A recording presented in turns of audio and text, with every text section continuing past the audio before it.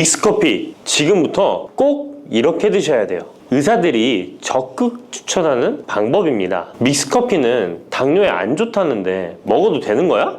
요즘 이렇게 질문하고 있지 않으신가요? 결론부터 말씀드리면 어떻게 먹는지에 따라 믹스커피는 건강에 도움이 될 수도 있고 안 될 수도 있습니다. 그래서 잘 알고 먹어야 하는 거죠. 지금부터 믹스커피에 대한 모든 것을 자세히 알아볼 텐데요. 영상 끝까지 보시면 믹스커피 성분, 효능, 부작용, 건강에 어떤 영향이 있는지와 사람에 따른 하루 권장량, 믹스커피와 같이 먹으면 정말 좋은 식품까지 그동안 몰랐던 믹스커피에 대한 모든 진실 아실 거예요. 제일 먼저 기억하실 게 믹스커피의 성분인데요. 믹스커피는 과연 어떤 성분으로 만들어졌을까요? 물론 믹스커피 제조사마다 성분이 조금씩 다르지만 가장 많이 드시는 믹스커피를 기준으로 말씀을 드릴게요. 믹스커피 성분 첫 번째는 프림입니다. 프림의 원료는 코코넛의 속살인데요. 코코넛 과육에서 채취한 식물성 지방을 분말로 만들어서 믹스커피의 프림으로 사용하는 것입니다. 근데 이 프림이 지방이니까 몸에 안 좋고 콜레스테롤 수치를 높인다 하는 분들도 있고 식물성 지방이라서 오히려 몸에 괜찮다 하는 분들도 있는데요. 어떤 게 맞는 걸까요? 정확히 말하자면 프림에 들어있는 지방은 코코넛에 추출한 식물성 지방이 맞긴 하지만 콜레스테롤을 대놓고 올리는 나쁜 포화지방이 맞습니다. 그런데 여기서 기억하셔야 할 것이 있는데요. 프림에 사용되는 주요 성분인 야자유는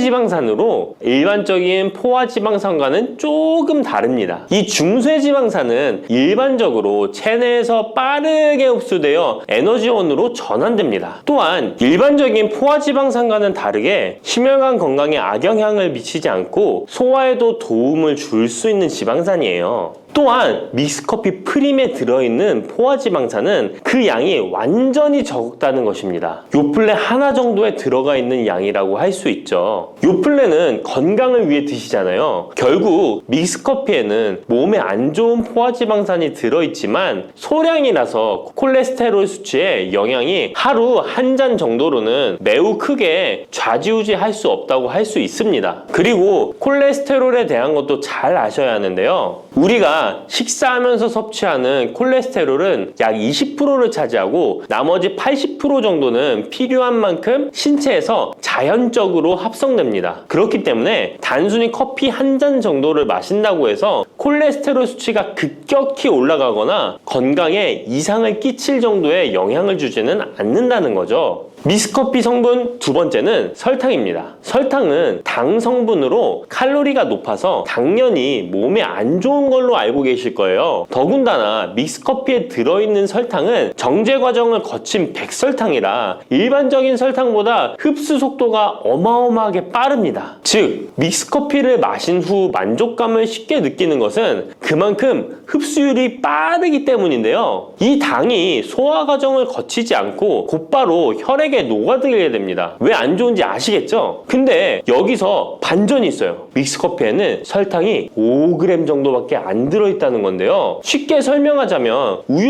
200ml 한 잔이 칼로리가 135칼로리 정도 되고요. 단순당 함량은 10g 정도 됩니다. 그리고 콜라 한 캔의 칼로리는 100칼로리 정도 되고 단순당 함량이 27g 정도 됩니다. 그리고 요구르트는 큰 거 말고 작은 요구르트도 칼로리가 45칼로리에 단순당 함량도 9g 정도 되는데요. 그렇다면 믹스커피 한 잔에 들어있는 칼로리는 얼마나 될까요? 믹스커피 한 잔에는 칼로리가 50칼로리 정도 들어있고요. 단순당은 6g 정도 들어있어요. 칼로리를 먼저 보자면 작은 요구르트 한 병 정도 수준인 거예요. 콜라랑 비교해봐도 콜라 절반 정도 수준이고 우유 200ml 한 잔하고 비교하면 3분의 1 정도 되는 거예요. 우유는 건강에 좋다고 드시는 경우가 많은데 칼로리로만 보면 믹스커피가 더 좋아 보이죠? 물론 칼로리만 비교할 수는 없겠죠. 그 다음에 단순당을 한번 비교해 볼게요. 단순당이 믹스커피 한 잔이 5g인데 작은 요구르트랑 비교해도 절반 정도 수준이고 콜라 한 캔이랑 비교하면 6분의 1 정도 수준이에요. 그리고 우유 200ml랑 비교해도 절반 수준인 거죠. 이렇게 비교하면 요구르트나 우유, 콜라 절대 먹지 말아야 하는 거 아니야? 이렇게 생각하실 수 있는데 그게 아니고요. 믹스커피가 그만큼 칼로리와 단순당이 생각하시는 것보다는 적다는 거예요. 칼로리와 단순당이 높으면 당연히 몸에 안 좋을 수 있는데 생각하시는 것처럼 믹스커피에 많지 않고 적응량이니 하루에 5잔, 6잔씩 매일 꾸준히 드시는 거 아니면 심각한 질환을 초래할 만큼 영향을 끼치지는 않습니다. 그러면 하루에 몇 잔까지 먹는 게 괜찮을까요? 일단 당뇨가 있거나 당이 높으신 분들은 하루 1잔 정도가 적당한데요. 식후 3시간 정도 후에 드시는 걸 추천드립니다. 그리고 당 체크를 계속 하시니 당 수치가 높지 않으시면 2잔 정도까지 드셔도 괜찮으실 거예요. 당뇨가 없으신 일반인 분들은 하루에 2잔에서 3잔까지도 상관이 없으시고요. 그렇다고 이를 매일매일 드시는 것은 적은 양이라도 몸속에 쌓이기 때문에 그리 좋지는 않다는 거 다들 알고 계시죠? 그래도 건강을 위해 미리 예방하는 차원에서 식후 바로 드시지 마시고 2시간 정도 후에 드시면 좋습니다.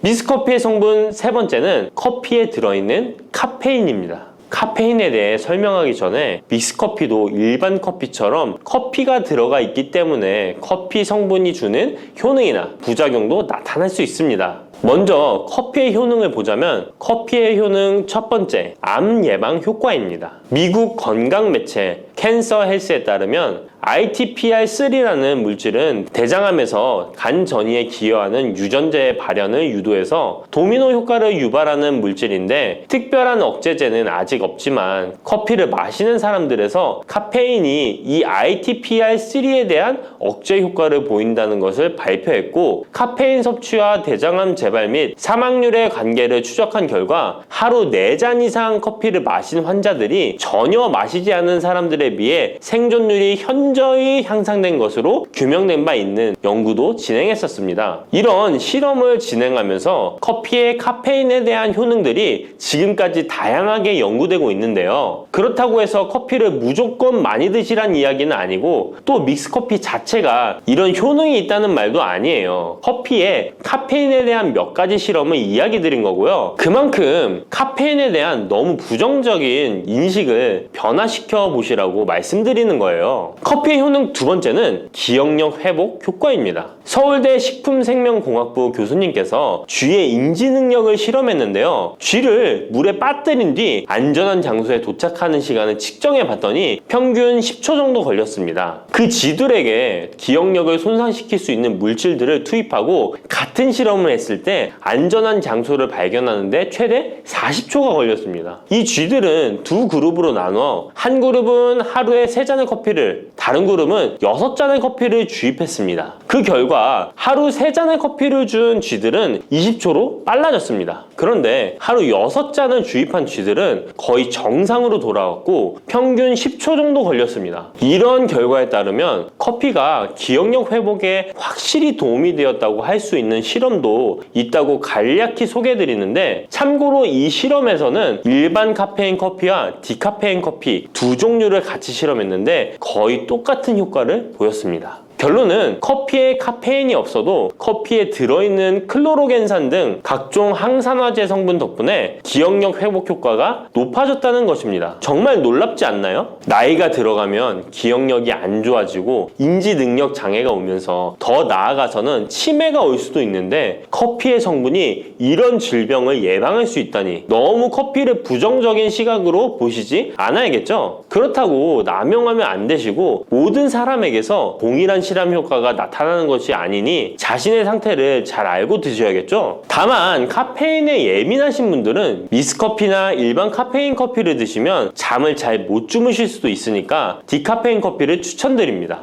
그리고 역류성 식도염, 위염 같은 위장 질환이 있으신데 커피는 드시고 싶은 분들은 될 수 있으면 디카페인 커피를 드시면 되겠죠? 커피의 효능 세 번째는 혈당 조절 효과입니다. 전 세계적으로 대사증후군을 앓고 있는 사람이 10억 명이 훨씬 넘는다고 하는데요. 이처럼 많은 사람들이 모든 질병의 근원이라고 불리는 대사증후군을 가지고 있습니다. 최근의 연구들은 커피가 대사증후군의 발병 위험을 감소시킨다는 것을 보여주고 대사증후군의 발병 위험률을 감소시킨다는 것을 보여주고 있는데요. 커피에 대한 매우 흥미로운 연구 논문을 소개하겠습니다. 이 연구는 하루에 5잔의 카페인을 마신 사람들과 카페인이 없는 커피를 마신 사람들을 비교했습니다. 카페인 커피를 마시는 사람과 카페인 없는 커피를 마시는 사람은 커피를 마시지 않는 사람에 비해 당 섭취 2시간 후 혈당이 13.1%나 크게 떨어졌습니다.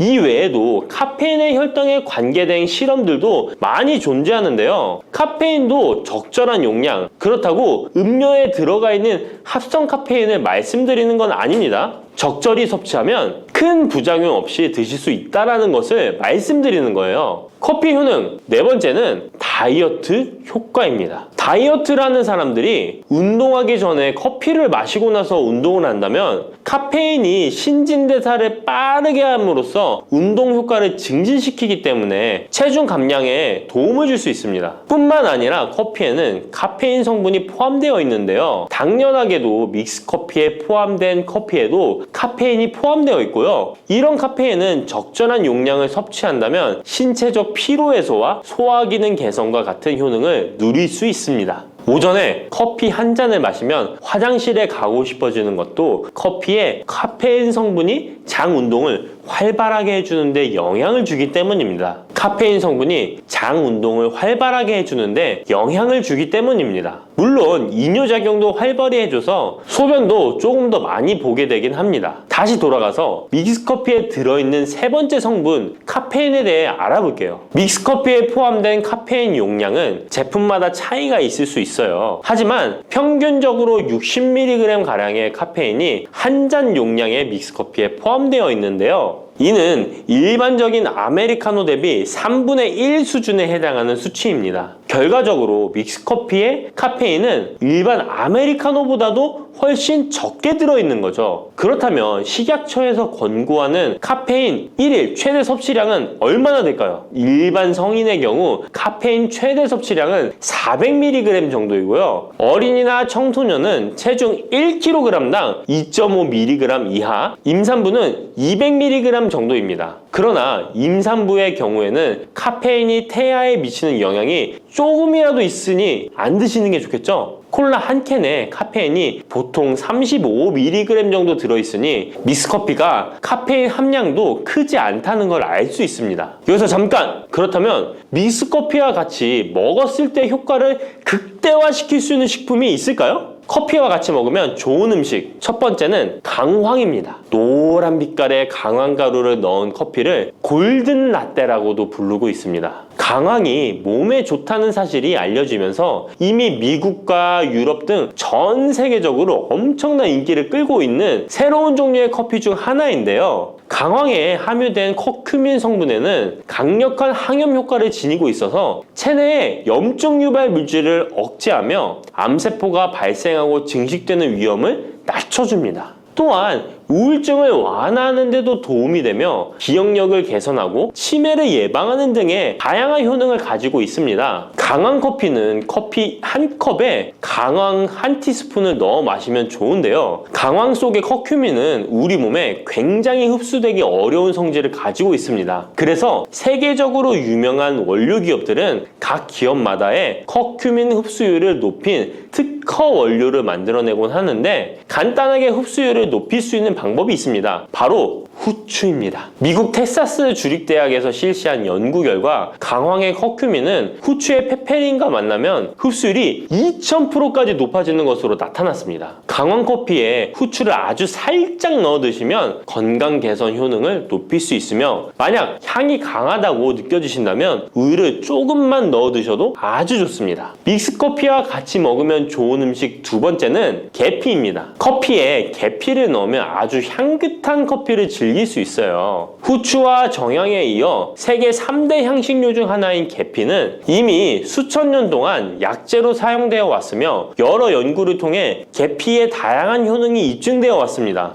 커피의 원료 생산지인 멕시코에서도 커피에 시나몬 스틱을 넣은 커피를 즐겨 마신다고 합니다. 미국 당뇨협회가 발표한 연구에 따르면 제2형 당뇨병 환자에게 계피를 투여하자 혈당 중성지방 수치는 낮아지고 좋은 콜레스테롤 수치는 높아졌다고 해서 블랙커피에 계피 2분의 1 티스푼을 넣은 후에 섞어 마시는 것이 황금 비율이라고 하니 한번 참고해서 드셔보시면 좋을 것 같네요. 특히 혈액순환에도 아주 좋습니다. 믹스커피와 같이 먹으면 좋은 음식 세 번째는 생강입니다. 강력한 항산화 성분을 가진 생강은 커피에 넣어 함께 곁들여 마시면 생강의 알싸한 맛이 부드러워지면서 향긋한 생강커피를 즐길 수 있습니다. 생강의 매운맛을 내는 쇼가올과 진저롤 성분이 혈중 콜레스테롤을 낮춰서 동맥경화나 뇌경색 등을 예방하며 항염, 항암 효과가 뛰어나서 암을 유발하는 종양세포의 성장을 억제하는 등의 다양한 효능을 지니고 있습니다. 특히 기관지를 확장시키는 효과가 있어서 기관지염이나 천식, 비염을 달고 사시는 분들은 자주 섭취하시면 아주 좋습니다. 추가로 생강에는 디아스타제라는 단백질 분해 요소가 있어서 식후 커피에 생강가루를 넣어 마시면 장 운동을 촉진해 더부룩한 속을 해소하는 데에도 도움을 얻을 수 있습니다. 드시는 방법은 커피 한 컵에 생강가루 한 티스푼을 넣어 드시면 되고, 생강의 맛이 걱정되신다면 처음에는 조금씩 넣어서 서서히 맛을 익혀가는 것도 좋은 방법이라고 할 수 있습니다. 제가 말씀드린 방법이 무조건 믹스커피를 먹어라 먹지 말아라 하는 말은 아니고, 믹스커피에 대한 오해와 건강을 걱정하시는 분들께 어떤 식으로 먹으면 조금이나마 건강에 대한 걱정을 덜게 만들어 줄까 하는 의문에서 시작한 것이기 때문에 오해 말고 편안하게 들어주시면 좋겠습니다.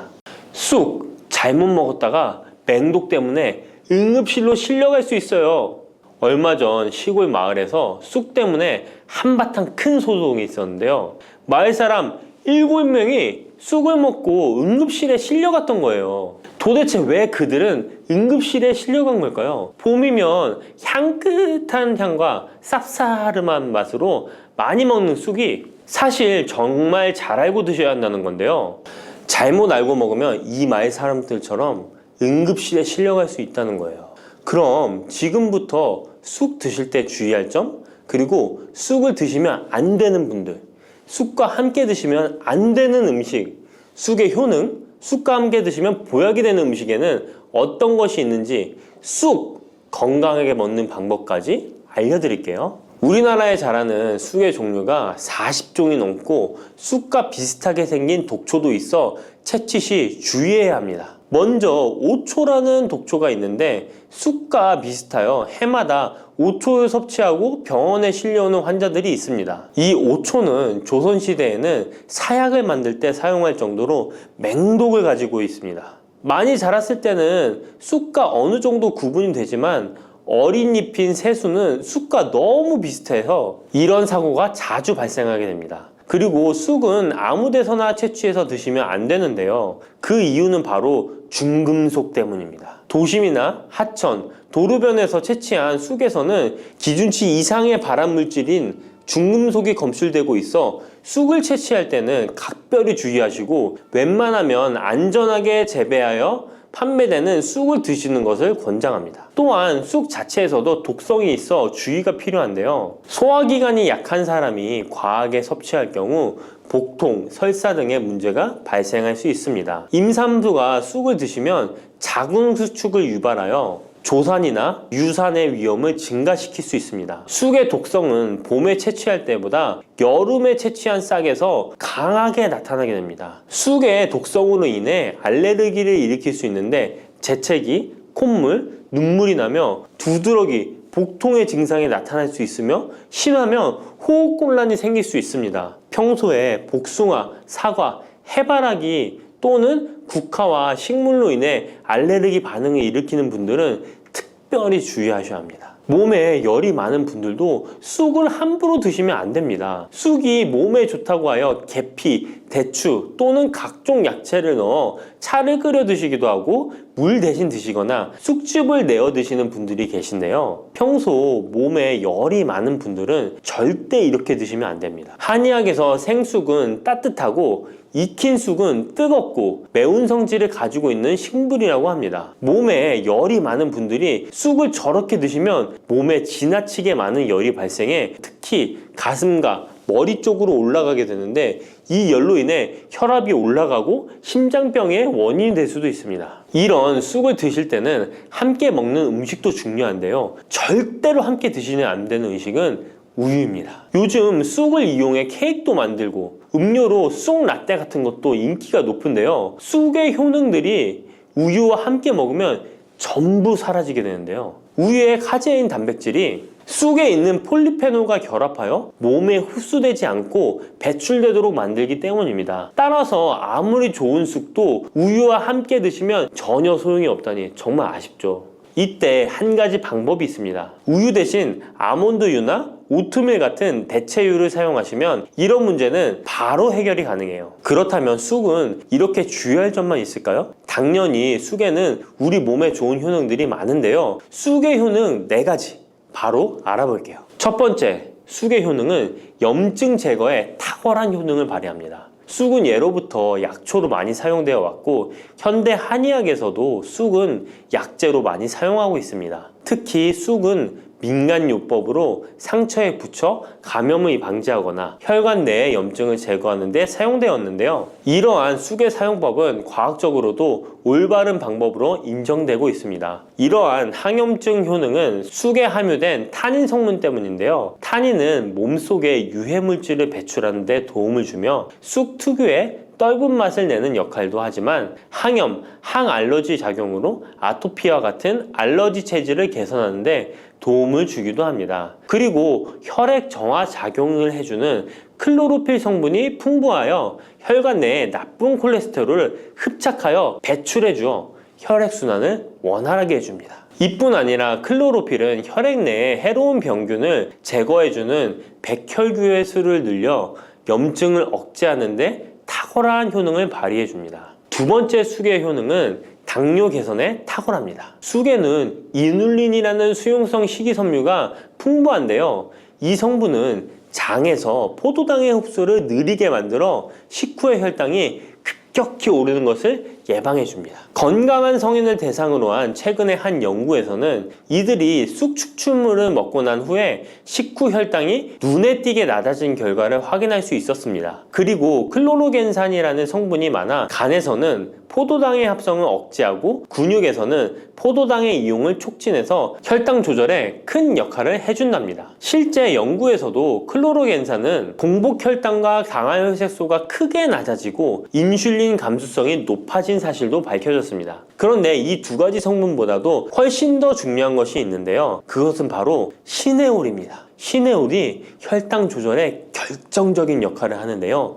췌장의 베타세포를 자극하여 인슐린 분비를 촉진시키며 말초 조직에서는 인슐린 감수성을 높이는 역할을 합니다. 시네올 말고도 쑥에는 이눌린, 클로로겐산, 폴리페놀 등 여러 생리활성 물질들이 복합적으로 작용해서 당뇨를 개선하는 효과를 나타내는 것이랍니다. 세 번째 쑥의 효능은 몸을 따뜻하게 해주는 역할입니다. 당뇨 개선에도 도움을 주는 시네올은 특유의 향을 내며 몸을 따뜻하게 해주는 효과가 있습니다. 시네올은 혈액순환을 촉진하고 면역력을 강화하는 데 도움을 주는데요. 특히 손발이 찬 수족냉증을 개선하는 데 효과적이며 신진대사를 원활하게 해주어 생리통, 생리불순 등의 여성 질환을 완화시키는 데 큰 역할을 해줍니다. 쑥의 따뜻한 성질이 혈액순환을 촉진시키고 자궁의 기능을 강화해주기 때문이랍니다. 네 번째 쑥의 효능은 장을 건강하게 하여 변비를 예방하고 소화불량을 해결하는 데 도움을 주는 것입니다. 쑥에는 시금치보다 무려 3배나 많은 식이섬유를 가지고 있어 장 운동을 촉진하고 변비 및 숙변 제거에 탁월합니다. 또한 시네올은 위장 점막의 염증을 완화하고 위장 내 유해균을 제거하여 소화장애를 예방하는 데 도움을 줍니다. 그리고 쑥에 함유된 비타민 A는 장내의 점막을 보호하여 장 건강을 유지하는 데 도움을 주며 항산화 작용에 뛰어난 비타민 C는 장내 유해균을 제거해 주어 장내 환경을 건강하게 해줍니다. 평소 소화가 잘 되지 않는 분은 쑥을 섭취하셔서 답답하고 더부룩한 증상을 해결하면 정말 좋겠죠? 근데 쑥을 드실 때 쑥만 드시는 게 아니잖아요. 다른 음식들과 같이 드시는데 쑥도 궁합이 맞는 음식이 따로 있다는 거 아시나요? 이렇게 몸에 좋은 쑥도 함께 드시면 보약이 되는 찰떡궁합 음식이 있습니다. 쑥과 함께 드시면 보약이 되는 첫 번째 음식은 쌀입니다. 쑥하면 생각나는 음식이 쑥떡 아닌가요? 어릴 적 쑥개떡을 맛있게 먹었던 기억이 있는데요. 쑥떡은 우리나라 사람들에게 사랑받는 음식입니다. 많은 분들이 나이가 들며 당뇨도 많이 생기고 혈당이 오르는 것을 염려하여 쌀밥을 줄이시는 경우가 많이 있는데요. 쌀은 우리 식단에서 빼놓을 수 없죠. 쌀은 70% 이상이 녹말로 구성되어 있어 우리 몸에 필요한 에너지를 제공하는 핵심 원료입니다. 이 녹말은 우리 몸에 거의 완벽하게 흡수되는데요. 쌀에는 6% 이상의 단백질도 함유되어 있어 근육에 필요한 활력과 에너지를 보충해주는 역할도 합니다. 하지만 쌀에는 지방, 식이섬유, 미네랄, 비타민이 다소 부족하다는 단점이 있는데 쑥과 함께 드시면 이런 문제는 바로 해결됩니다. 쑥은 칼슘이 풍부하여 뼈를 튼튼하게 할 뿐만 아니라 많은 비타민을 갖고 있어 쌀의 부족함을 채워줍니다. 두 번째, 쑥과 함께 드시면 보약이 되는 음식은 브로콜리입니다. 쑥과 브로콜리를 함께 드시면 염증과 항암에 놀라운 효능을 갖게 되는데요. 브로콜리는 건강에 좋은 채소라는 사실은 이미 잘 알고 계실 거예요. 그런데 쑥과 함께 드시면 그 효과는 폭발적으로 향상되는데요. 우선 철분의 흡수율이 2배 이상 높아집니다. 특히 철분이 부족한 산모뿐만 아니라 모든 연령대의 여성들에게 좋은 식품이 됩니다. 그리고 서로의 무기질과 비타민의 구성이 좋아 염증 해소에 정말 대단한 시너지 효과를 발휘하게 되는데요. 혈액이 산성화되어 염증이 생기는 것을 원천 차단해주고 세균에 대한 저항력도 길러주어 최고의 항암식품이 된답니다. 쑥과 브로콜리의 식이섬유가 함께 작용하면 놀라운 효능을 발휘합니다. 쑥에는 아테미신산이라는 식이섬유가 풍부한데 이 성분이 간에서 중성지방의 대사를 원활하게 하는데 도움을 줍니다. 이렇게 되면 지방간도 해결되며 몸에 지방이 저장되는 것을 막아주어 다이어트와 붓기 제거, 특히 뱃살 제거에 탁월합니다. 세 번째, 쑥과 함께 드시면 보약이 되는 음식은 계란입니다. 쑥과 함께 계란을 드시면 나이가 들면 많이 생기는 신경통과 손발 저림 증상을 해결할 수 있습니다. 특별히 여성들에게 도움이 많이 되는데요. 쑥의 따뜻한 성질로 인해 혈액순환이 잘 되고 몸의 붓기와 독소를 제거해주는 효과가 좋아 신경통, 저림 같은 증상을 진정시키는데 놀라운 효능을 발휘하는 것입니다. 계란의 단백질과 쑥이 만나 근육을 단단하게 만들어줍니다. 계란에는 단백질과 항산화 성분이 풍부하지만 비타민C가 부족한데 쑥에 많은 비타민C가 있어 계란의 부족한 부분을 채워줍니다. 쑥의 칼륨과 미네랄은 혈액 속에서 세포의 균형을 지켜주고 폐를 정화하여 폐 질환도 완화시켜줍니다. 또한 골다공증과 같은 뼈 질환을 예방해주기도 합니다. 그리고 쑥과 계란을 함께 드시면 뇌 건강에도 좋은데요. 계란의 콜린과 쑥의 비타민이 함께 기억력과 인지 능력을 향상시켜주고 뇌세포를 보호하여 치매를 예방해줍니다. 네 번째, 쑥과 함께 드시면 보약이 되는 음식은 콩나물입니다. 콩나물과 쑥은 식이섬유와 필수 아미노산이 풍부하여 소화 기능을 강화시키는데 탁월한 시너지를 발휘합니다. 콩나물에는 다양한 비타민과 미네랄이 풍부하여 자연적인 비타민 보충제 역할을 합니다. 콩나물에는 지방이 적지만 이를 쑥과 함께 섭취함으로써 체내의 염증을 줄이고 면역력 강화에 필요한 비타민C와 비타민 E를 보충할 수 있습니다. 쑥과 콩나물을 함께 드시면 피부 건강에도 매우 유익합니다. 콩나물이 함유된 실리카와 쑥의 비타민이 함께 작용하여 피부 탄력과 보습을 개선할 뿐만 아니라 노화를 예방하니 정말 좋은 궁합인데요. 쑥과 함께 먹으면 좋은 음식은 이렇게 많은데요. 그렇다면 쑥은 어떻게 먹어야 건강하고 맛있게 먹을 수 있을까요? 쑥떡 같은 음식은 이미 잘 알고 계시죠? 쑥을 잘 세척하여 말린 다음에 가루로 만들어 두시면 여러 요리에 사용하기 편리하고 오랫동안 보관하기에도 좋아요. 요거트에 쑥가루를 섞어 드시면 혈당 관리와 더불어 장 건강에도 도움이 됩니다. 밥 지을 때 잡곡과 함께 쑥을 넣어도 좋고 쑥 부침개, 쑥 전병 등을 만들어 드셔도 맛과 향이 좋습니다. 계란물에 쑥가루를 넣어 계란말이를 해 드셔도 되고 계란찜이나 계란국에 쑥을 넣어 드셔도 됩니다. 계란찜이나 계란말이를 만들 때 브로콜리까지 넣어 드시면 건강에 더욱 좋은 음식이 된답니다. 달콤하면서도 신맛이 나고 약간은 쓴맛과 짠맛까지 느껴지는 아주 신비로운 열매, 무엇인지 아시나요? 아시는 분들은 많으시죠? 바로 오미자입니다. 오미자는 5가지 맛이 난다고 해서 붙여진 이름이죠. 이 오미자가 우리 건강에 얼마나 큰 도움을 주는지 아시는 분 있으신가요? 여름에 오미자차를 많이 즐기지만 사실 그 효능은 생소한데요. 이 오미자가 우리 몸에 큰 도움을 준다는데 이 열매가 어떤 효능이 있고 또 어떤 음식과 잘 어울리는지 하나하나 알아보도록 할게요. 오미자는 우리나라뿐만 아니라 중국과 일본에서도 오랫동안 약재로 사용되어 온 열매인데요. 이름에서 알 수 있듯이 신맛, 단맛, 쓴맛, 짠맛, 매운맛 이렇게 5가지 맛이 난다고 해서 오미자라고 불린답니다. 주로 산속 깊은 곳에서 자라는 동굴식물의 열매로 늦여름에서 초가을 사이에 수확을 하죠. 오미자의 많은 효능 중에 가장 유명한 건 기관지에 좋다는 건데요. 오미자가 어떻게 우리의 기관지를 보호하는지 바로 알려드릴게요.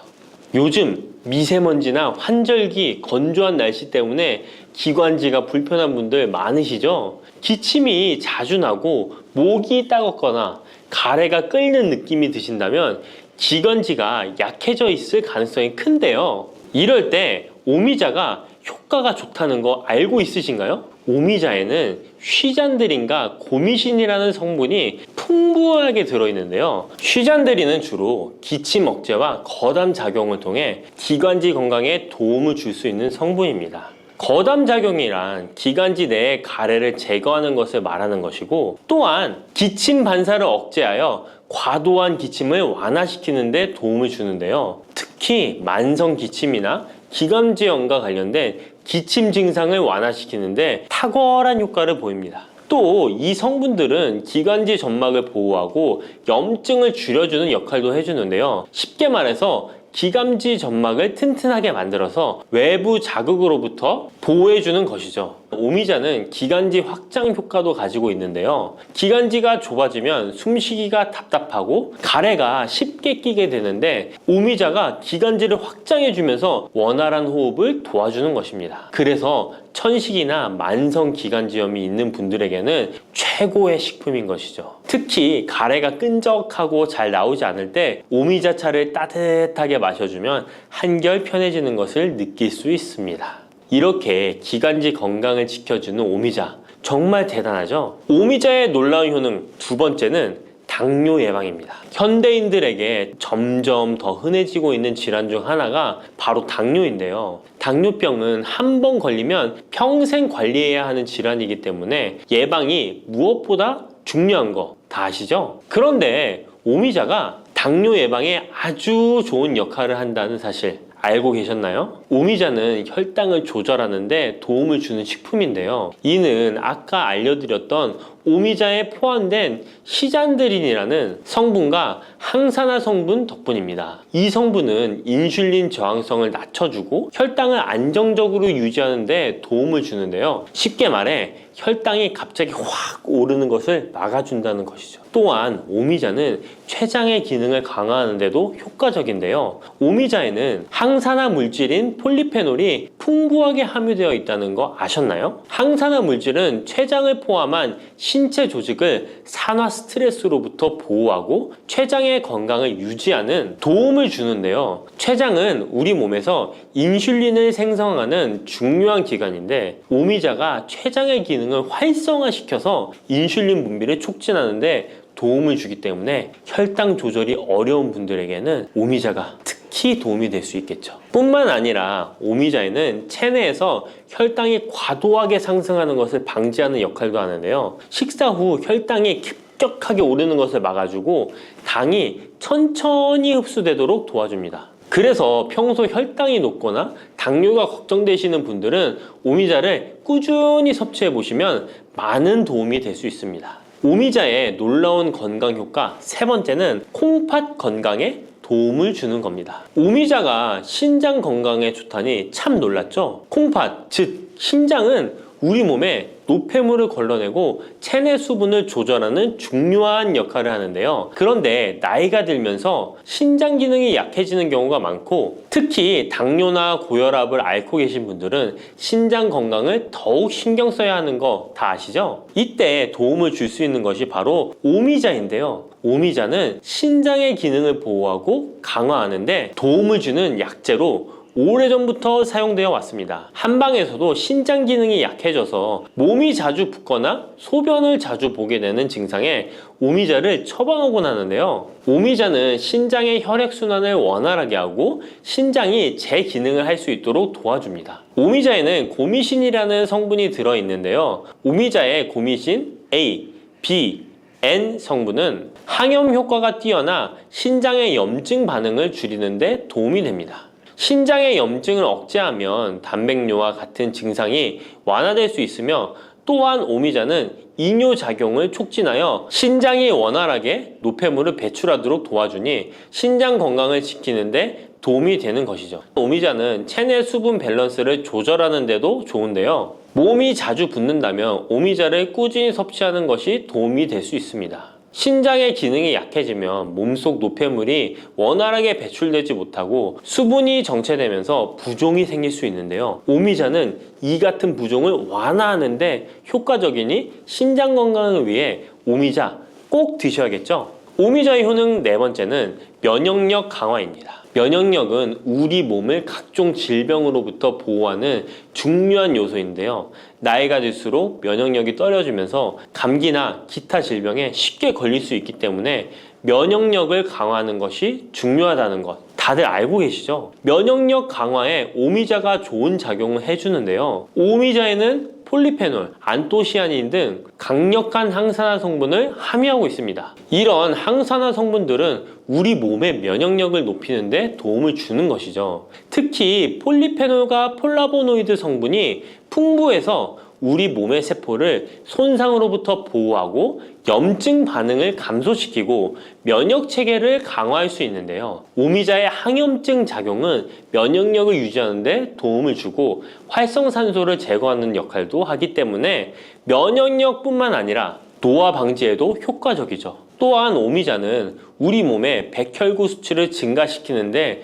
도움을 줄 수 있다는 것 아셨나요? 백혈구는 외부에서 침입하는 바이러스나 박테리아를 공격하는 역할을 하는 중요한 세포인데, 오미자를 섭취하면 백혈구의 활동이 활발해지면서 감염 예방에 도움을 받을 수 있습니다. 오미자의 놀라운 건강 효과 다섯 번째는 피로 회복입니다. 우리 몸이 피곤할 때 단순히 잠을 많이 잔다고 해서 피로가 쉽게 풀리지 않을 때가 있지 않으신가요? 특히 중년과 노년층이 되면 피로가 쉽게 쌓이고 회복이 더뎌지는 경우가 많은데요. 자도 피로가 풀리지 않고 개운하지 않을 때가 있죠. 이럴 때 도움이 되는 것이 바로 오미자입니다. 오미자는 피로 회복에 도움을 주는데요. 오미자가 철분을 함유하고 있다는 것 아셨나요? 철분은 적혈구의 헤모글로빈 생성에 중요한 역할을 하는데요. 철분이 충분하면 혈액 내의 산소 운반 능력이 향상되어 혈액순환이 원활해질 수 있습니다. 혈액순환이 원활해지면 우리 몸 구석구석에 산소와 영양분이 잘 전달이 되기 때문에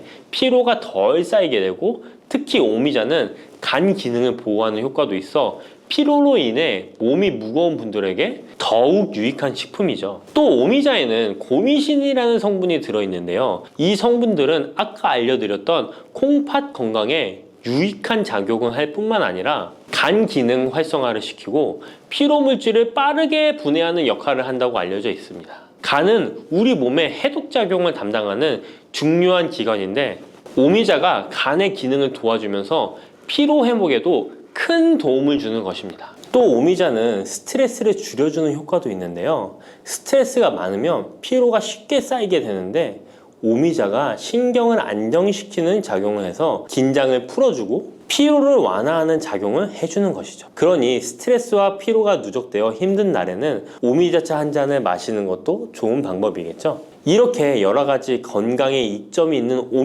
오미자를 드실 때 생으로 드시는 분들은 잘 없으실 텐데요. 어떤 방법으로 섭취해야 몸에 200% 이득이 되는지 오미자 섭취 방법 바로 알려드릴게요. 오미자를 가장 쉽게 섭취하는 방법은 찬물에 우려 마시는 건데요. 오미자를 뜨거운 물에 넣고 끓이면 끓일수록 꿀이나 스테비아를 넣어서 맛을 조절하면 됩니다. 따뜻한 오미자차도 좋지만 냉침으로 천천히 우려내면 색도 더욱 예쁘고 맛도 깔끔한데요. 여름철에는 시원하게 즐길 수 있어서 더욱 좋은 오미자차, 여름철에는 시원하게 즐길 수 있어서 더욱 좋은 오미자 냉침차 만드는 방법 알려드릴게요. 준비 재료는 간단한데요. 말린 오미자 30g, 물 500ml, 꿀 또는 레몬입니다. 만드는 방법은 말린 오미자는 한번 가볍게 헹군 거 불순물을 제거해 준 뒤에 깨끗한 물 500ml에 오미자를 넣고 냉장고에 12시간 이상 우려주는 건데요. 참 쉽죠? 시간이 지나면 붉은 빛을 띠면서 오미자 특유의 새콤달콤한 맛이 우러나오는데요. 원하는 농도에 따라 더 오래 우려내도 좋습니다. 여기에 단맛이 필요하면 꿀을 넣고 상큼한 맛을 더하고 싶다면 레몬을 띄워보세요. 맛이 한층 더 업그레이드 된답니다. 이렇게 만든 오미자 냉침차는 여름철에 얼음을 넣어 마시면 더운 날씨에 지친 몸을 개운하게 해주니까 여름철 한번 만들어 보세요. 오미자는 강한 신맛이 있어서 단맛이 나는 음식과 잘 어울리는데요. 요구르트와 함께 먹으면 더욱 맛있고 건강하게 즐길 수 있습니다. 상콤하고 달콤하면서도 건강에 좋은 오미자 요구르트 만드는 방법 알려드릴게요. 준비 재료는 간단한데요. 말린 오미자 10g, 물 150ml, 플레인 요구르트 1컵, 꿀 또는 올리고당 하나에서 2큰술입니다. 만드는 방법은 먼저 말린 오미자를 물 150ml에 넣고 냉장고에 12시간 이상 충분히 우려주세요. 이때 뜨거운 물이 아니라 찬물에 우려야 영양성분이 더 잘 추출됩니다. 이렇게 냉침으로 우려낸 오미자는 체에 걸러 즙만 따로 준비해주세요. 플레인 요구르트 1컵에 오미자 냉침 액기스를 넣고 잘 섞어줍니다. 신맛이 강하다면 꿀이나 올리고당을 하나에서 2큰술 넣어 맛을 조절해주세요. 이렇게 하면 새콤달콤한 오미자 요구르트가 완성됩니다. 아침에 가볍게 먹거나 간식으로 챙겨 드시면 장 건강에도 도움이 되고 피로 회복에도 좋으니 꼭 해 드셔보세요. 세 번째로 소개해 드릴 것은 오미자청인데요. 오미자청은 오랫동안 보관할 수 있어서 언제든지 쉽게 차로 만들어 마실 수 있습니다. 또한 청을 이용해서 다양한 음식에도 활용이 가능한데요. 오미자청 만드는 방법도 알려드릴게요. 준비 재료는 말린 오미자차 400g 혹은 냉 오미자 500g, 설탕 또는 비정제 설탕 500g 또는 꿀 400g, 유리병입니다. 만드는 방법은 말린 오미자일 경우 오미자를 깨끗이 씻은 후에 물에 30분 정도 불려준 뒤 체에 받쳐 물기를 제거한 후에 유리병에 오미자를 담아주세요. 생 오미자는 잘 세척 후 바로 유리병에 담아주세요. 오미자와 설탕 또는 꿀을 넣어 충분히 잘 섞어줍니다. 그 다음 뚜껑을 닫고 상온에서 2에서 3일 정도 숙성시킨 후 냉장고에서 2주 이상 보관하면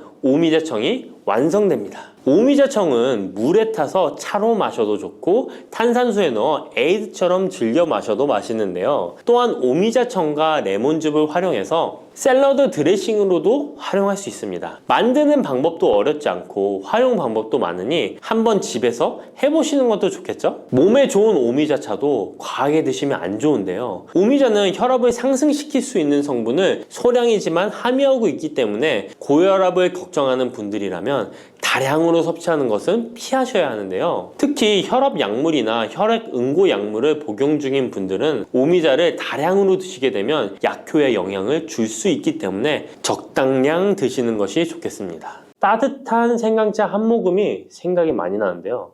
저는 꼭 생강을 사다가 꿀을 넣은 생강청을 해놔서 자주 마시곤 합니다. 알싸한 생강차를 마시면 몸이 따뜻해지는 게 느껴지더라고요. 몸이 차신 분들은 생강이 몸을 데우는데 효과가 있다고 많이 들어보셨을 거예요. 과연 진짜 이 생강은 우리의 몸을 따뜻하게 해주는 효과가 있을까요? 또 어떤 방법으로 먹어야 효과가 좋을지 같이 알아볼게요. 생강은 다양한 건강 효능을 가지고 있어 요즘 많은 사람들이 주목하는 식품 중 하나인 거 알고 계시나요? 생강은 우리 몸에 여러 가지 유익한 성분들이 함유되어 있는데요. 그 중에서도 진저론, 쇼가올, 진저롤 성분들은 생강의 특유의 매운맛과 향을 내는 성분들이기도 합니다. 특히 이 성분들은 노년층에게도 유익한 성분이라서 건강관리에 큰 도움이 될 수 있는데요. 주목할 만한 생강의 대표적인 성분 3가지 바로 소개해 드릴게요. 생강의 첫 번째 성분은 진저론입니다. 진저론은 생강에서 가장 대표적인 활성 성분으로 생강의 매운맛과 특유의 향을 담당하고 있는데요. 진저론은 항산화 효능이 뛰어나며 세포 손상을 막아주고 노화를 예방하는 데 도움이 됩니다. 또한 진저론은 소염 작용을 가지고 있어 염증을 줄이고 통증 완화에도 효과가 있는데요. 류머티즘 관절염, 근육통, 기타 염증성 질환에 이 성분이 도움을 줄 수 있고 면역력을 증강시키는데 중요한 역할을 해서 특히 면역력이 약해질 수 있는 노년분들에게 매우 유익한 성분입니다. 생강의 두 번째 대표 성분은 쇼가올입니다. 쇼가올은 생강을 건조하거나 가열했을 때 생기는 물질인데요. 이 성분은 항암 효과가 있다고 알려져 있어 암 예방에 효과가 있습니다. 쇼가올은 진저론보다 강력한 항염증 작용을 하는데요. 이 성분은 염증을 유발하는 물질인 프로스타글란딘의 생성을 억제하는데 매우 효과적인 것으로 밝혀졌습니다. 쇼가올은 소화기 계통에 유익한 성분으로 유명한데요. 위의 점막을 보호하고 위염을 예방하며 소화불량을 개선하는 데 유용하며 위장을 자극하여 소화를 돕고 변비를 완화하는 데 중요한 역할을 합니다. 소화 기능이 떨어지기 쉬운 노년층에게 특히 유용한 성분입니다. 생강의 세 번째 대표 성분은 진저롤입니다. 진저롤은 생강을 신선한 상태에서 섭취할 때 함유되어 있는 성분인데요. 이 진저롤은 진통 효과가 뛰어나고 항염증 작용을 통해 몸의 염증을 줄이는 데 도움을 줍니다. 이 성분은 혈액순환을 촉진하고 체온을 올려주는 효과가 있어 특히 수족냉증에 효과적입니다. 어르신분들 중 혹시 겨울만 되면 손과 발이 차신 분들이 있으신가요? 생강의 이 성분은 노년층에게 자주 겪는 손발 차가운 문제를 해결하는 데 큰 도움이 될 수 있습니다. 또한 항균과 항바이러스 성질을 가지고 있어 감염 예방에 도움을 받을 수 있으므로 호흡기 질환을 예방하고 증상을 완화하는 데 효과적인 성분입니다. 혹시 중국의 성인 공자를 아시나요? 누구든지 한 번쯤은 들어보셨을 텐데요. 공자는 살아생전에 먹는 음식도 매우 철저하게 관리했다는데요. 공자가 매 식사마다 생강을 빼놓지 않고 먹었다는 것 알고 계셨나요? 공자는 생강이 얼마나 몸에 좋은지 그 옛날부터 알고 있었던 것이죠. 공자는 73세에 생을 마감했는데 그 옛날 평균 수명을 생각하면 어마어마하게 장수를 했던 것이죠. 이렇게 건강에 좋은 생강, 생강이 왜 그렇게 좋은지, 생강이 이 우리 건강에 어떤 도움이 되는지 4가지 주요 효능을 소개해 드릴게요. 생강의 효능 첫 번째는 면역력 강화입니다. 서울대 노화연구소에서 꼽은 면역력에 좋은 식품 3가지 안에 이 생강이 포함되는 거 알고 계셨나요? 생강에는 아까 소개해드렸던 3가지 성분 진저론, 쇼가올, 진저롤이 포함되어 있어 면역력을 강화하는 데 매우 효과적입니다. 특히 항염증 효과가 뛰어나 몸의 염증을 줄여주고 면역 체계가 더 강하게 작동하도록 도와주는데요. 면역력이 떨어지기 쉬운 노년층에게는 자주 섭취하는 것이 좋은 식품입니다. 생강을 꾸준히 섭취하면 감기나 각종 질병에 걸리는 확률을 낮출 수 있다는 거 잊지 마세요. 생강의 두 번째 효능은 항산화 효과입니다.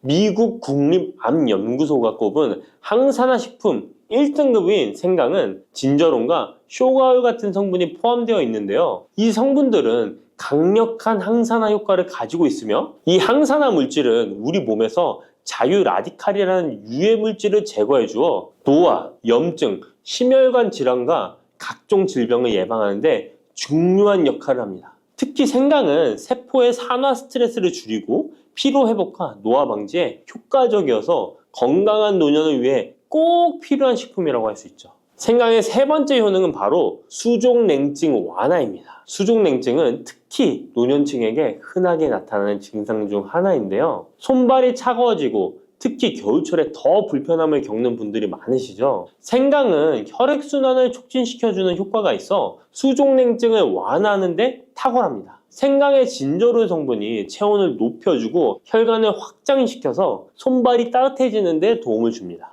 또한 한의학에서는 생강이 몸의 찬 기운을 밖으로 내보내주고 또 몸 안에 열을 발산해주는 효능이 있다고 유명한데요. 우리 옛 조상부터 이 생강이 몸을 따뜻하게 해주는 효과가 있다는 것을 알고 있었던 것이죠. 생강의 네 번째 효능은 소화불량 개선입니다. 예전처럼 많이 먹지도 않았는데 속이 더부룩하신 분들 많이 계시죠. 소화불량은 나이가 들면서 자주 겪게 되는 문제인데요. 생강은 소화불량을 개선하는데 매우 효과적입니다. 생강에 포함된 쇼가의 성분은 위장의 운동을 촉진시키고 위염을 예방하는 데 도움이 되는데요. 또한 메스꺼움이나 구토 증상을 완화시켜주기 때문에 특히 소화기 계통에 문제가 있는 분들에게 좋습니다. 그런데 이렇게 좋은 생강 그냥 차로만 드시고 계시는 분 많으시죠? 각 방법은 그에 맞는 효능을 더욱 잘 발휘할 수 있기 때문에 여러 방법으로 생강을 활용하는 것이 좋습니다. 차로 드시는 것 말고도 여러 가지 섭취하는 방법에 대해 자세히 알려드릴게요. 첫 번째 방법은 가장 간단한 방법으로 생으로 먹는 것입니다. 생강을 얇게 썰어서 샐러드나 요리에 넣어 먹을 수 있는데요. 생으로 먹을 경우 생강의 모든 효능을 그대로 섭취할 수 있으며 항산화와 항염 효과를 가장 잘 느낄 수 있습니다. 물론 그 특유의 매운맛이 강하기 때문에 매운맛을 좋아하지 않는 분들은 식초에 절여주시거나 물에 조금 담가 매운기를 확 빼고 드시거나 생으로 조금 먹는 것이 좋습니다. 두 번째 방법은 생강을 말려서 먹는 방법입니다.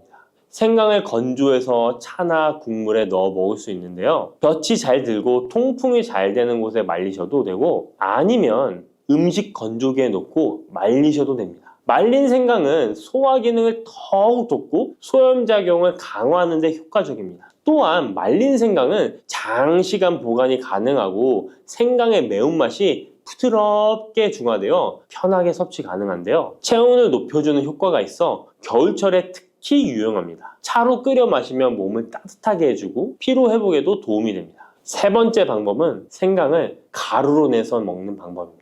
생강가루는 다양한 요리에 활용할 수 있고 특히 음료나 디저트에 넣어 먹기에 좋은데요. 혹시 진저맨 쿠키라고 들어보셨나요? 크리스마스에 자주 보이는 쿠키인데요. 외국에서는 진저맨 쿠키라고 쿠키 반죽에 생강가루를 넣어 겨울철 생강을 먹기 싫어하는 아이들에게 주는데요. 이렇게 가루 형태로 만들게 되면 생강의 매운맛을 부드럽게 즐길 수 있고 물에 타서 마시거나 다양한 요리에도 넣어 드실 수 있고 또한 소화 기능을 돕고 약간의 진통 효과까지 누릴 수 있습니다. 그냥 생강만 드시게 되면 너무 맵다고 하시는 분들 있으신가요? 혹시 생강의 향이 너무 강해서 조금 옅게 드시고 싶은 분도 있으실 텐데요. 그런 분들은 주목해 주세요. 생강과 잘 어울리는 식품 몇 가지 소개해 드릴게요. 생강과 잘 어울리는 식품 첫 번째는 레몬입니다. 레몬과 생강은 궁합이 아주 좋은데요. 레몬은 비타민C가 풍부해서 면역력 강화에 도움을 주고 생강은 항산화 작용을 하는데요. 두 가지를 함께 섭취하면 서로 효과가 극대화돼서 특히 감기 예방에 탁월합니다. 또한 레몬은 소화 촉진에 도움을 주며 생강도 소화불량 개선에 뛰어난 효능이 있는데요. 이 둘을 함께 드시면 소화 기능이 개선되고 면역력 강화와 항산화 효과까지 배가 된다는 것 잊지 마세요. 생강과 레몬은 레몬 생강차나 레몬과 생강을 함께 넣은 샐러드로 드시는 것을 추천드립니다. 생강과 궁합이 좋은 식품 두 번째는 강황입니다. 강황은 생강과 함께 먹으면 항염증, 항암, 면역력 증진 효과가 매우 강력해지는데요. 강황의 주성분인 커큐민은 항염증과 항산화 작용이 뛰어나 생강의 진저론, 쇼가올, 진저롤과 함께 염증을 줄이고 세포 보호 효과를 극대화할 수 있습니다. 또한 강황은 면역력을 강화하는 데도 중요한 역할을 하는데요. 생강과 강황은 두 가지 모두 소염작용이 뛰어나기 때문에 관절염이나 염증성 질환을 앓고 있는 사람들에게 매우 뛰어난 작용을 합니다. 강황 생강차는 특히 겨울철에 체온을 올려주는 효과가 있어 겨울철 몸이 차신 분들, 수족냉증이 있으신 분들에게 추천드립니다. 생강과 같이 먹으면 좋은 식품 세 번째는 꿀입니다. 겨울철 꿀에 생강을 담가 차로 드시는 분들 많으시죠? 꿀은 생강과 함께 섭취하면 그 효능이 배가 되는데요. 꿀은 항균과 진정 효과가 있어 생강의 자극적인 맛을 부드럽게 해줄 뿐만 아니라 또한 꿀은 피로 회복해주고 생강과 함께 먹으면 소화불량 개선에도 도움이 됩니다. 꿀 생강차는 속을 따뜻하게 해주고 위와 목을 따뜻하게 해주어 감기 증상이나 기침 완화에도 좋은 음료입니다. 이렇게 건강에 좋은 생강, 몸에 좋다고 많이 드셔도 될까요? 모든 식품은 과, 유, 불, 급인데요. 생강도 마찬가지로 적절히 섭취해야 효과가 있습니다. 또한 잘못 먹으면 몸에 해가 되는 부작용이 있을 수 있기 때문에 몇 가지 유의사항을 알아두는 것이 중요한데요. 바로 알려드릴게요. 생강을 저장할 때 대충 비닐에 보관하셨다가 곰팡이 피신 분들 있으시죠? 생강은 곰팡이가 생기지 않도록 주의해야 하는데요. 생강은 수분 함량이 많아 습기에 민감하고 곰팡이가 쉽게 생길 수 있습니다. 이때 곰팡이가 생긴 생강은 섭취하지 않도록 하세요. 생강에 핀 곰팡이는 미코톡신이라는 독소를 생성하는데요. 일부 미코톡신은 인체에 매우 유독해 간과 신장, 면역체계에 심각한 손상을 줄 수 있습니다. 생강의 일부분만 곰팡이가 생겨도 이 독이 생강 전체에 퍼질 수 있어 곰팡이 핀 생강은 아깝더라도 전체 다 버리셔야 한다는 거 잊지 마세요. 곰팡이가 피지 않도록 생강을 보관할 때는 통풍이 잘 되는 곳에 보관하고 습기가 많은 곳은 피하는 것이 좋습니다. 생강은 많은 효능을 가지고 있지만 과다 섭취할 경우 부작용이 있을 수 있는데요. 너무 많이 지나치게 먹으면 속이 쓰리거나 위염이나 위장장애를 일으킬 수 있습니다. 하루에 2에서 3g 정도로 섭취하는 것이 적당하며 위장에 민감한 분들은 조금 더 적은 양을 섭취하는 것이 좋다는 것 기억하세요.